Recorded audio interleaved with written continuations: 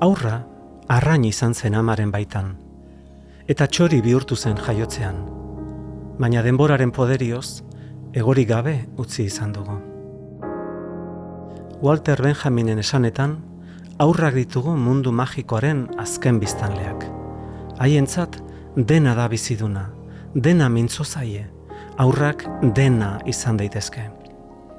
Eta kontua da, Homo sapiens, ustez, helduok, mundua erabat desenkantatu dugula, eta naturatik urrundurik aurra erabat digitalizatu eta hiperestimulatu dugula, eta lekuko eta ikusle huts bihurtu.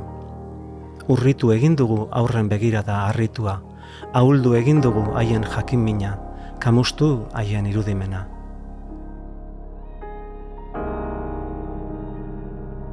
Behar bada irakurtzea ez da beharrezkoa. Agian bizitzea da beharrezkoa, geure bizitzen protagonistak izatea.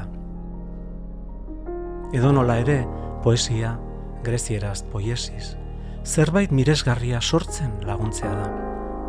Eta aurrek eta gazteek sortzeko doaina aparta dute. Idazten dute, marrazten dute, dantzatzen dute, antzesten dute, kantatzen dute. Litekena da irakurtzea beharrezkoa ez izatea, baina argi dago irakurketak bizitzen eta sortzen laguntzen duela, empatia eta sentiberatasuna pizten. Aurrak eta gazteak beharrezko ditugu mundua berriro poetizatu nahi badugu.